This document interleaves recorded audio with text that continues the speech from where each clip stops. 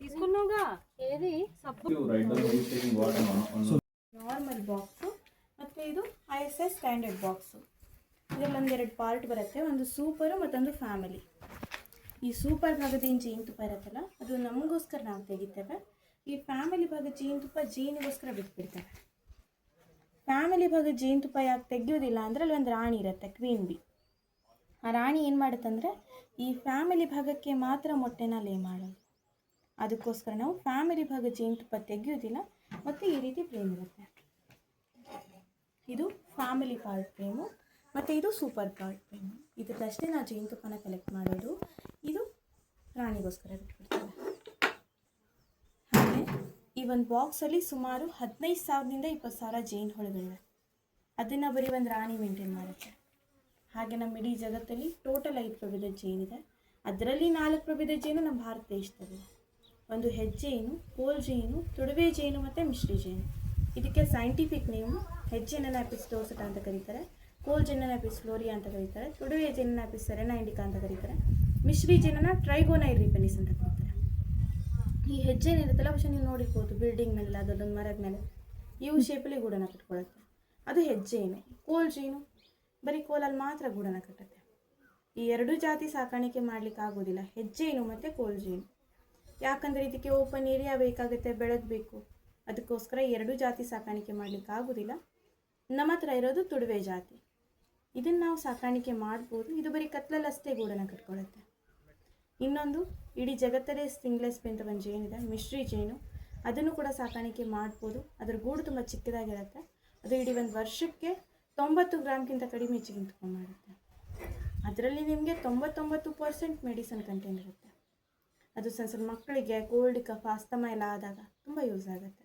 ಅದು ನಿಮಗೆ 1 kgಗೆ 7,000 ರೂಪಾಯಿ. ಆದರೆ ಅದು KGಯಲ್ಲಿ ಸಿಗುತ್ತಿಲ್ಲ, ಗ್ರಾಮಲ್ಲಿ ಸಿಗುತ್ತೆ. ಮತ್ತೊಂದು ಇಟಾಲಿಯನ್ ಬಿ ಅಂತ, ಇಟಾಲಿಯನ್ದಲ್ಲಿ ಒಂದು ಜಾತಿ ಇದೆ. ಅದನ್ನು ಆಪಿಸ್ ಮೆಲ್ಲಿಫೆರಾ ಅಂತಲೂ ಕರೀತಾರೆ, ಯುರೋಪಿಯನ್ ಬಿ ಅಂತಲೂ ಕರೀತಾರೆ. ಅದನ್ನು ಕೂಡ ಸಾಕಾಣಿಕೆ ಮಾಡ್ಬೋದು. ಲಕ್ಕೀಲಿ ನಮ್ಮ ದೇಶದಲ್ಲಿ 4 ಜಾತಿ ಜೇನು ಇರೋದ್ರಿಂದ ಬೇರೆ ದೇಶದ ಜನ ನಮ್ಮ ದೇಶನ ಭಾರತ ಜೇನು ಹುಳಗಳ ತವರೂರು ಅಂತ ಕರೀತಾರೆ. ಇವಾಗ 75% ಜೇನಿನ ನಾಶ ಆಗಿದೆ. ಮಿಕ್ಕಿದೇನಾದರೂ ನಾಶ ಆದರೆ ನಾವು ಯಾರು ಬದುಕೋದಕ್ಕೆ ಸಾಧ್ಯನೇ ಇಲ್ಲ. ಯಾಕಂದರೆ 80% ಪಾಲಿನೇಷನ್ ಏನಂತೀವಲ್ಲ, ಪರಾಗಸ್ಪರ್ಶ ಅದು ಜೇನು ಹುಳ ಮಾಡ್ತಿದೆ. ಮಿಕ್ಕಿದ್ದು ಬೇರೆ ಕೀಟಾಣು ಮಾಡುತ್ತೆ. ಅದು ಹಕ್ಕಿ, ಚಿಟ್ಟೆ ಅಥವಾ ಗಾಳಿಯಿಂದನೂ ಆಗುತ್ತೆ. ಇವಾಗ 75% ಜೇನಿನ ನಾಶ ಆಗಿದೆ. ಅದಕ್ಕೆಲ್ಲ ಕಾರಣ ನಾವೆಲ್ಲ ಸೇರಿ.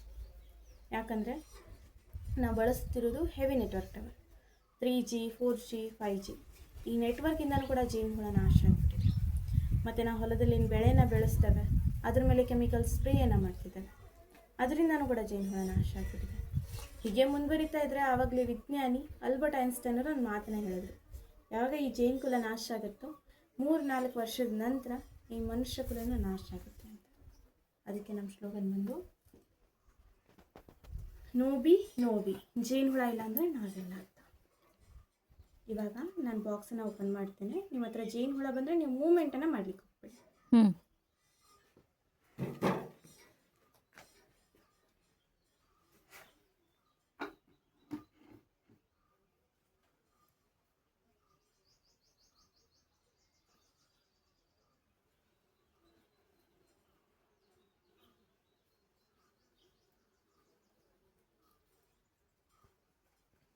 ಇದರಲ್ಲಿ 3 ರೀತಿ ಜೇನಿರುತ್ತೆ. ವರ್ಕರ್ಸ್ ಬಿ, ಮೇಲ್ ಬಿ, ಕ್ವೀನ್ ಬಿ ಅಂತ. ವರ್ಕರ್ಸ್ ಬಿ ಮತ್ತು ಮೇಲಿಗೆ ಏಜ್ ಇರುತ್ತೆ 4 ತಿಂಗಳು, ರಾಣಿಗೆ ಏಜ್ ಇರುತ್ತೆ 4 ವರ್ಷ.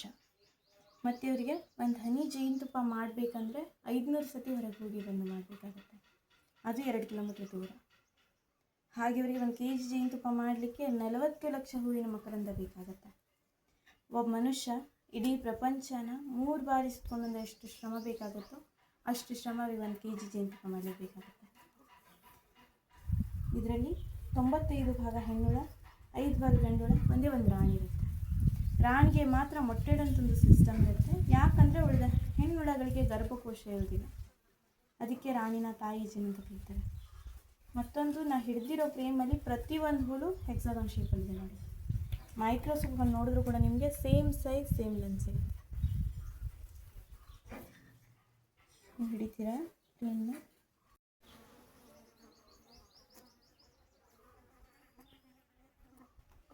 ಆಮೇಲೆ ಇದನ್ನು ಸೆಂಟರ್ ಬೆಳೆಸಿದಾಗ ಜೇನುತುಪ್ಪ ಎಲ್ಲ ಕೆಳಗಡೆ ಸ್ಟೋರ್ ಆಗುತ್ತೆ.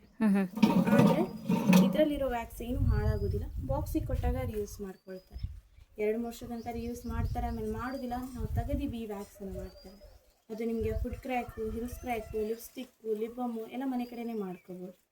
ಕೆಲವು ಜನ ಏನು ಮಾಡ್ತಾರಂದರೆ ಒಂದೇ ಸಲ ಜೇನುತುಪ್ಪನ ತೆಗೆದು ಕೈಯಿಂದ ಹಿಂಡು ಬಿಡ್ತಾರೆ. ಹಂಗೆ ಮಾಡೋದು ತಪ್ಪಾಗುತ್ತೆ. ಯಾಕಂದರೆ ಸಣ್ಣ ಸಣ್ಣ ಮರಿ, ಲಾರ್ವ, ಮೊಟ್ಟೆ ಹಿಂಡಿದ ಕೂಡ ಎಲ್ಲ ಹಾಳಾಗ್ಬಿಡುತ್ತೆ.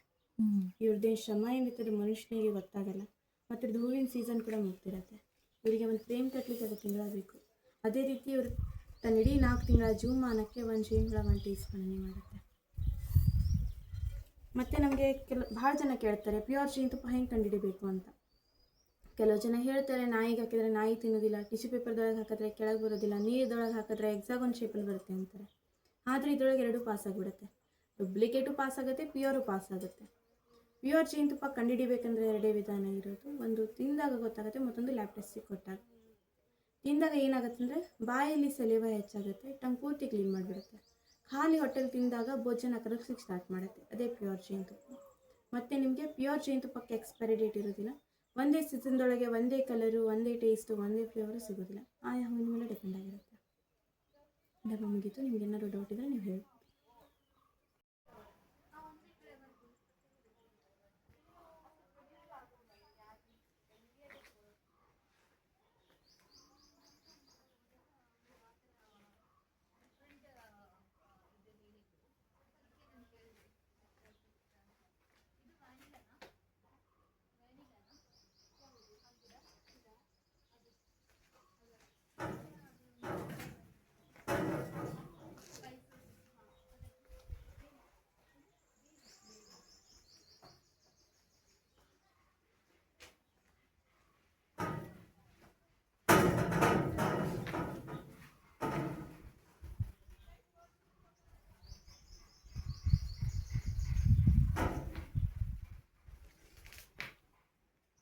BP, ಸ್ಟೆಮಿನಾ, ಟೈಟ್ನೆಸ್ಸು, ಜಾಯಿಂಟ್ ಪೇನಿಗೆಲ್ಲ ತುಂಬ ಯೂಸ್ ಆಗುತ್ತೆ.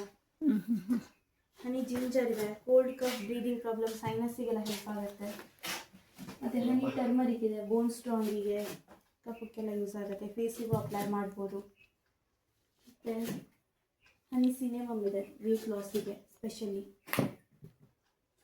ಮತ್ತು ಹನಿ ಆಮ್ಲ ಇದೆ, ವಿಟಮಿನ್ ಸಿಗೋಸ್ಕರ. ಮತ್ತು ಸೋಪ್ಸ್ ಇದೆ. ಎಷ್ಟು ಪ್ರಾಡಕ್ಟ್ ಇದೆ. ಇದು ಎಲೋವೆರಾ ಚಾರ್ಕೋಲ್ ಸೋಪು, ಹನಿ ಎಲೋವೆರಾ ಡಿಟ್ಯಾನಿಂಗ್ಗೆ. ಇದು ನೀಮ್ ಸೋಪು, ಹನಿ ನೀಮ್ ಸೋಪು. ಇದು ಈ ಬ್ಲ್ಯಾಕ್ ಇದೆಲ್ಲ